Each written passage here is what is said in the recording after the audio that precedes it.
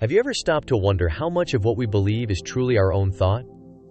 Or how much is shaped by forces far beyond our personal experience? It's a question that touches on history, politics, and even our deepest convictions. Governments throughout time have understood a powerful truth. Controlling what people think can be just as effective as controlling what they do. This isn't about simple laws or regulations. It's about shaping the very ideas that define a society. This idea of state-sanctioned ideological control is a complex one. It involves a government actively promoting certain beliefs while suppressing others. It's a strategy that has been used across centuries and cultures. We're going to explore this fascinating and often unsettling aspect of human history. We'll look at how states try to manage the minds of their citizens. We'll also consider why they do it and what the consequences can be. Our journey will be analytical, looking at patterns and causes. It will be intriguing, uncovering hidden motives. We'll maintain a skeptical eye, questioning official narratives, and above all, it will be informative and objective. Why would a government care so deeply about what its people believe? The answer often lies in the pursuit of stability and power. A unified populace, sharing common values, is generally easier to govern. When people believe the same things, they are less likely to challenge the existing order. They are more likely to support government policies. This can lead to a more cohesive and predictable society. Ideological control can also be a tool for national identity.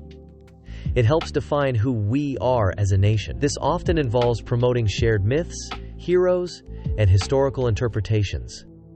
Sometimes it's about maintaining a specific political system. A monarchy might promote the divine right of kings. A communist state would push for class struggle and a workers' paradise. Economic systems can also be tied to ideology. Capitalism relies on beliefs about individual enterprise and free markets. Socialism emphasizes collective ownership and social welfare. In times of crisis, ideological control can be intensified. Governments might use it to rally support for war.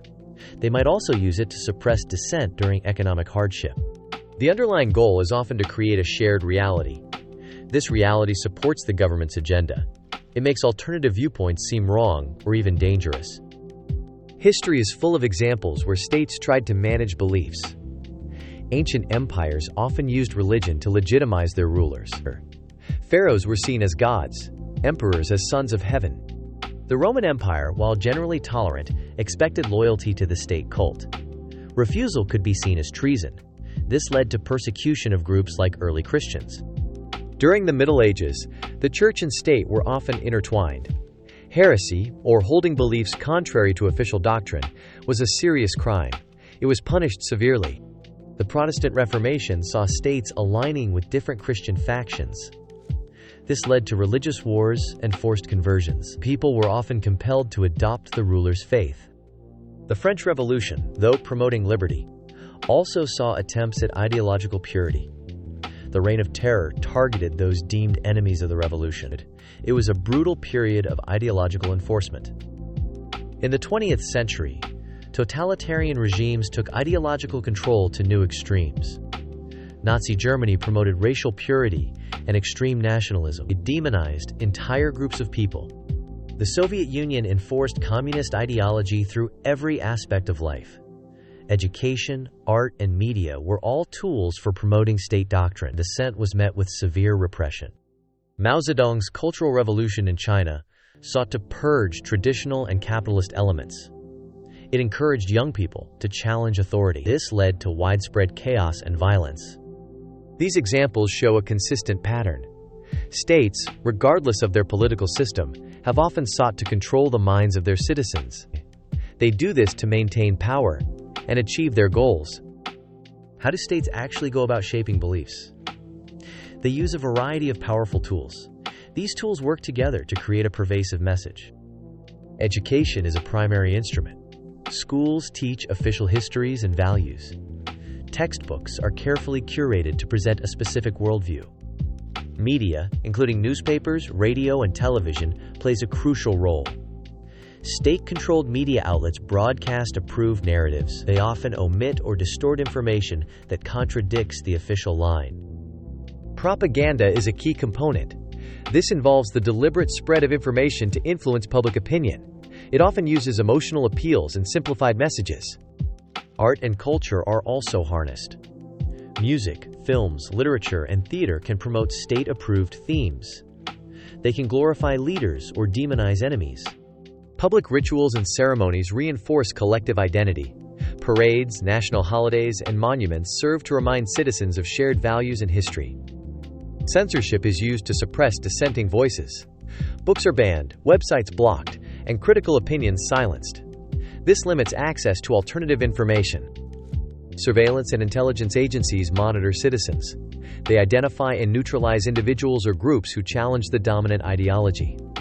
This creates an atmosphere of fear. Legal frameworks are put in place. Laws might criminalize certain types of speech or association. This provides a legal basis for punishing ideological nonconformity. These tools create an echo chamber. Citizens are constantly exposed to the same messages. They hear little or no information that challenges the official narrative. Fear is a powerful motivator in ideological control. Governments often create or amplify external threats. This could be a foreign enemy, a rival ideology, or a perceived internal danger. By presenting a clear other, the state can unite its people against a common foe. This diverts attention from internal problems. It also justifies increased state power.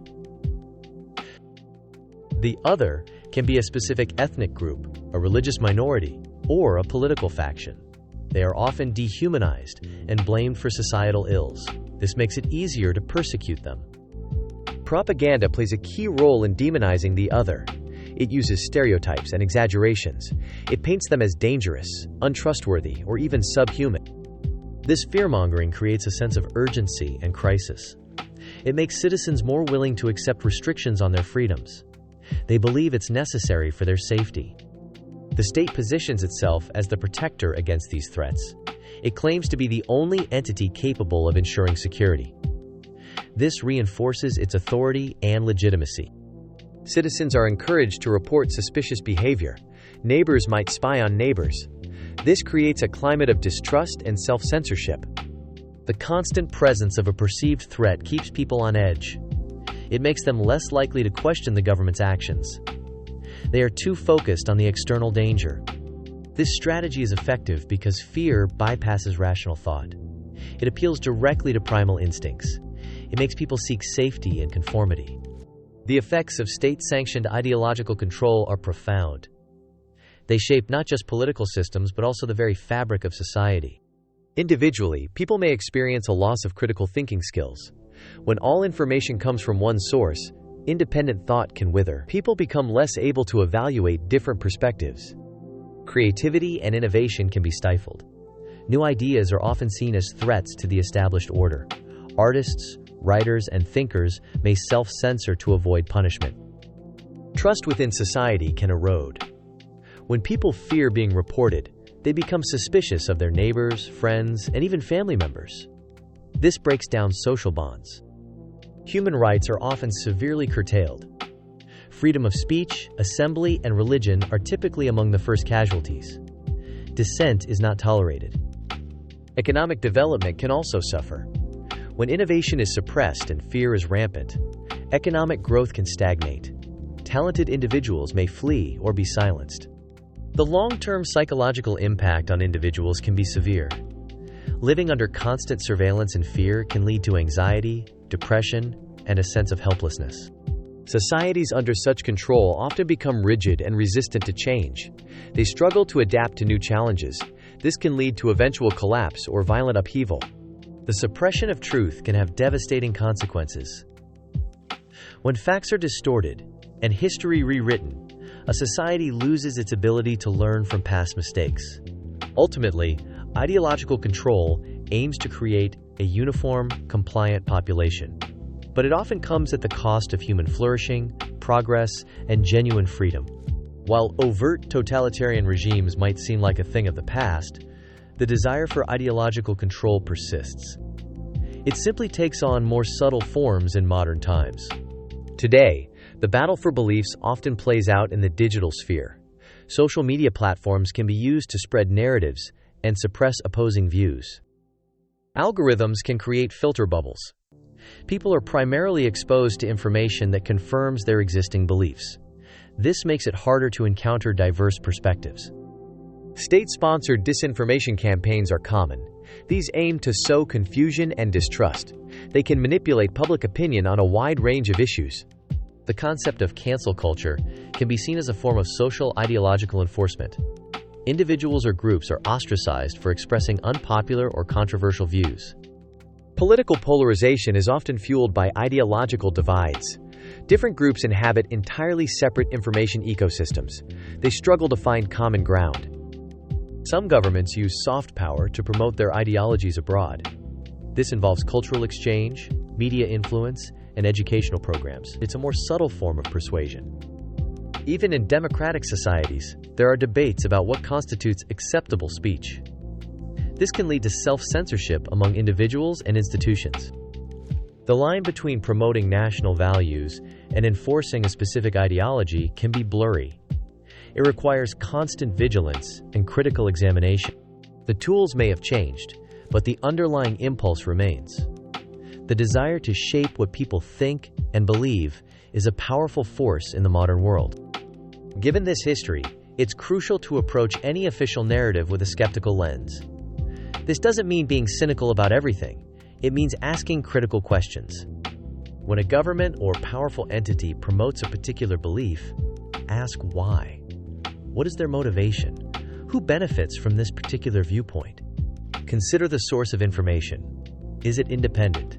Does it have a vested interest in promoting a certain agenda? Always seek out multiple sources. Look for what is not being said. What information is being omitted? What perspectives are being ignored or downplayed? Silence can be as telling as speech. Be wary of emotional appeals. Propaganda often bypasses logic and targets feelings. If a message makes you feel intensely angry or fearful, pause and analyze it. Question the other. When a group is consistently demonized, ask why. Are they truly a threat, or are they a convenient scapegoat? Examine the language used. Are there loaded terms or buzzwords designed to evoke a specific reaction? Is the language simplistic or overly complex? Think about historical parallels. Has this type of rhetoric or action been used before? What were the outcomes in those historical instances? A healthy skepticism is not about rejecting all authority. It's about demanding evidence and transparency. It's about thinking for yourself. It's about understanding that power often seeks to control narratives, and that our role as informed citizens is to challenge those controls. In a world awash with information and competing narratives, critical thinking is more vital than ever. It is our best defense against ideological manipulation. Critical thinking means evaluating information logically and objectively. It means identifying biases, both in others and in ourselves. It involves asking probing questions. What are the assumptions being made? Is the evidence strong enough to support the conclusion? It means being open to changing your mind when presented with new evidence. It's about intellectual humility, not stubborn adherence to pre-existing beliefs. Cultivating critical thinking skills starts early. It involves encouraging curiosity and independent inquiry. It means teaching how to analyze, not just memorize. For adults, it means actively seeking out diverse viewpoints. It means engaging with ideas that challenge your comfort zone. It means reading widely and deeply. It also means understanding the psychology of persuasion. How do people try to influence us? What are the common logical fallacies? In an age where information spreads instantly, the ability to discern truth from falsehood is paramount. It impacts our personal decisions and our collective future. Societies that value critical thinking are more resilient. They are better equipped to adapt to change. They are less susceptible to manipulation and extremism. Ultimately, the fight against ideological control is a fight for the human mind. It's a fight for the right to think freely and independently. We've explored how states throughout history have sought to control beliefs. From ancient empires to modern digital landscapes, the impulse to shape minds persists. This control is often driven by a desire for stability, power, and national unity. but it comes at a significant cost to individual freedom and societal progress. The tools of ideological control are varied and sophisticated. They range from education and media to propaganda and surveillance. They often rely on fear and the creation of an other. The impact on individuals and societies can be profound.